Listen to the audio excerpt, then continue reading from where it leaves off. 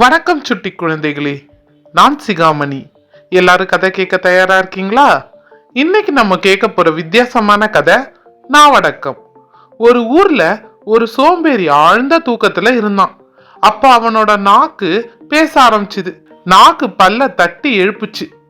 என்ன வேணும் அப்படின்னு பல்லு நாக்க கேட்டுச்சு. நாக்கு பேச ஆரம்பிச்சுது. பல்லே பல்லே, எனக்கு சுவைக்கிறதுக்கு உணவை அரைச்சு கொடுத்து எவ்வளவு உதவி செய்யற. உனக்கு நான் ஏதாவது திருப்பி செய்யணும். என்ன வேணும்னு நாக்கு பல்ல வற்புறுத்துச்சு. பல்லு ஒன்னும் வேணாம்பான்னு சொல்லுச்சு.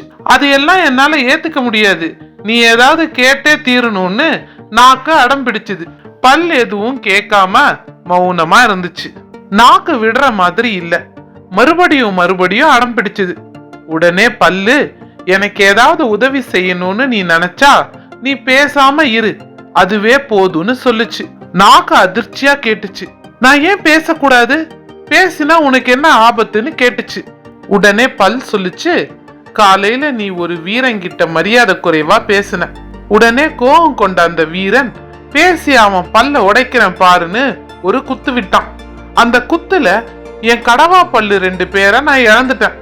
அதனாலதான் நான் சொன்னேன், நீ பேசாம இருந்தா அதுவே எனக்கு போதும்னு பல் சொல்லுச்சு. நாக்கும் யோசிச்சபடியே அடக்கமா சுருண்டுக்குச்சு.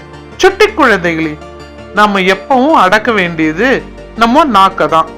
உணவு ருசியா இருக்குன்னு அளவுக்கு அதிகமா சாப்பிட்டா நஷ்டம் நம்ம உடலுக்கே.